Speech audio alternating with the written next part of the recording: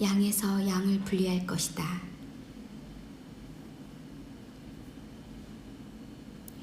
그리스도를 믿는 신자들에게 분리가 일어날 것이라는 경고는 성경 전체에서 찾아볼 수 있는 주된 메시지다. 추수 때에 먼저 곡식과 가라지가 분리된다. 타작마당에서 알곡과 축정이가 분리된다. 최후 심판에서 양과 염소가 분리된다. 두 사람이 일하다가 잠을 자다가 분리된다. 그리스도를 추구하는 자와 세상을 추구하는 자가 분리된다. 그리스도께서 구름을 타고 오시는 날에 준비된 신부와 준비에 소홀히 한 신자가 분리된다. 의인과 악인을 분리하고 하나님을 섬기는 자와 섬기지 아니하는 자를 분리한다. 이 세상에서는 그들 자신을 분리시킬 수가 없고 다른 누구도 그들을 분리시키거나 판단할 수 없다. 오직 만왕의 왕이요 만주의 주이신 그리스도께서 그에게 속한 자들을 아시며 그들을 분리시킬 수 있다. 이 분리는 너무도 정확하여 미국 선거처럼 부정이 개입할 수 없고 불의한 언론들처럼 선동하거나 거짓이 개입될 여지가 전혀 없다. 아무리 작은 성도들이라도 결코 죄인의 무리에 버려지는 실수가 없을 것이며 아무리 성도들로 위장된 자라도 양의 무리에 몰래 숨어 있을 수 없다. 하지만 세상은 양쪽을 혼합을 장려하며 관용의 함정에 빠지게 한다. 양과 염소에 구분하는 비유, 마태복음 25장도 이런 과정 중에 하나다. 양과 염소의 비유는 구약의 말씀에서도 찾아볼 수 있다. 에스겔의 말씀에서 취한 것이다. 주 여호와께서 이같이 말씀하셨느니라. 나의 양떼 너희여, 내가 양과 양 사이와 순양과 순염소 사이에서 심판하노라. 에스겔 34장 17절. 너희가 좋은 꼴을 먹는 것을 작은 일로 여기느냐? 어찌하여 남의 꼴을 발로 밟았느냐? 너희가 맑은 물을 마시는 것을 작은 일로 여기느냐? 어찌하여 남은 물을 발로 더럽혔느냐? 너의 양은 너희 발로 밟은 것을 먹으며 너희 발로 더럽힌 것을 마시는도다 하셨느니라. 그러므로 주 여호와께서 그들에게 이같이 말씀하시되 나 곧 내가 살찐 양과 파리한 양 사이에서 심판하리라. 에스겔 34장 18절에서 22절. 에스겔서에 나타난 구약의 심판의 메시지는 양떼를 돌보지 않고 오히려 죽음으로 몰아넣은 거짓 목자들의 패역함을 고발하고 있다.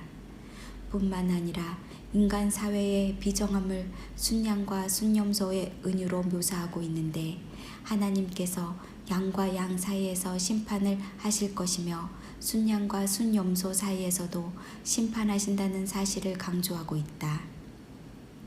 양과 양, 순양과 순염소를 분리를 구별하는 심판의 기준은 이웃에 대한 태도이다. 남의 꼴을 밟고 남의 물을 더럽히며 불로 양들을 들이받는 그들의 태도는 심판의 대상이다. 양들이라고 다 좋은 양만 있는 것이 아니다. 양들 중에도 못된 양이 있으며 이들을 분리할 것이다. 양떼 중에는 힘이 센 살찐 양과 파리한 양이 있다. 위대한 목자 예수 그리스도께서는 그의 파리한 양은 오른편에, 살찐 양과 염소는 왼편에 두실 것이다. 건강하고 온유하고 인내하고 유용한 자는 오른편에, 불의하고 폭력적이고 이기적인 자는 왼편 두실 것이다.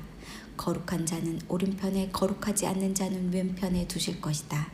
가난한 자들을 구제하고 긍휼히 여긴 자들은 오른편에, 자신의 유익을 위해서만 살았던 자들은 왼편에 두실 것이다. 가난하지만 경건한 자는 오른편에, 인색한 부자는 왼편에 두실 것이다.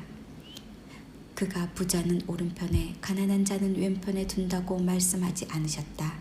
학식 있고 고상한 자는 오른편에, 무식하고 멸시받는 자는 왼편에 둔다고도 말씀하지 않는다. 악인과 인색한 부자는 왼손으로 축복과 부귀와 존귀를 취하였으니 그들의 최후의 운명도 왼편에 있게 될 것이다.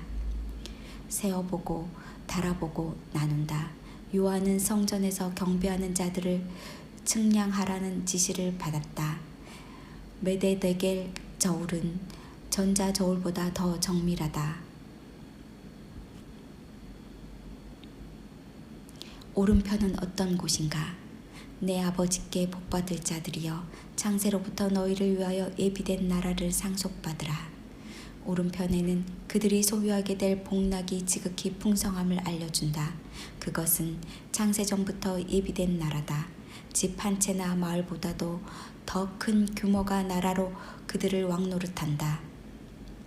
창세전이란 오랜 기간 준비되었다는 의미로도 해석할 수 있다. 그 나라의 복락과 영광이 클 수밖에 없다. 오른편에 있는 자들은 이 복락을 온전하게 누릴 수 있도록 의도적으로 예비되었다. 그들은 이것들을 상속받을 것이다. 왼편은 어떤 곳인가? 저주를 받는 자들아, 나를 떠나 마귀와 그 사자들을 위하여 예비된 영원한 불에 들어가라. 왼편에 세워지는 것만도 지옥인데 저주를 받는 자들이란 호칭을 듣는다. 그러나 떠나가라는 판결을 듣는다. 그들의 다리는 후들거리며 심장이 쿵쾅 뛴다. 마귀와 그 사자들을 위하여 예비된 영원한 불에 들어가라. 한마디 한마디가 모두 끔찍스럽다. 판결문이 귓가에 왱왱거리고 액센트 하나하나가 처절하며 도무지 위로를 찾을 길이 없다.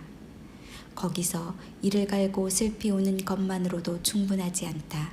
우리가 땅에서 살아온 결말이 이렇게 심각한 것인가? 이 모든 정죄와 저주는 스스로가 선택했던 자신의 탓이다. 오랜 시간 하나님께서 기다리시고 회개를 촉구하시며 시간을 주셨다. 그러나 그들은 자신을 악과 죄에 팔아버렸고 스스로 저주 아래로 위치했다. 영원한 불도 예비되었지만 이 불은 창세전부터 예비된 것은 아니었다. 마귀와 그의 천사들이 타락했을 때 만들어졌기 때문이다. 이 불에 잠시만 들어갔다고 나올 수는 없을까요? 그저 잠시 통과만 할 수 없을까요? 그러나 이 불은 연료 부족으로 영원히 꺼지는 법이 없다. 관리자들이 서울로 불꽃을 꺼지게 하는 일도 일어나지 않는다. 마귀도 모든 능력을 박탈당했기에 어쩔 도리가 전혀 없다. 들어갈 수는 있지만 절대로 나오는 통로는 없다. 거기에는 어떤 종류의 긍휼도 휴식도 물 한 방울도 빛 한 줄기도 찾을 수 없다. 그들의 형벌이 정당한 것은 사실이지만 너무 끔찍한 것도 사실이다.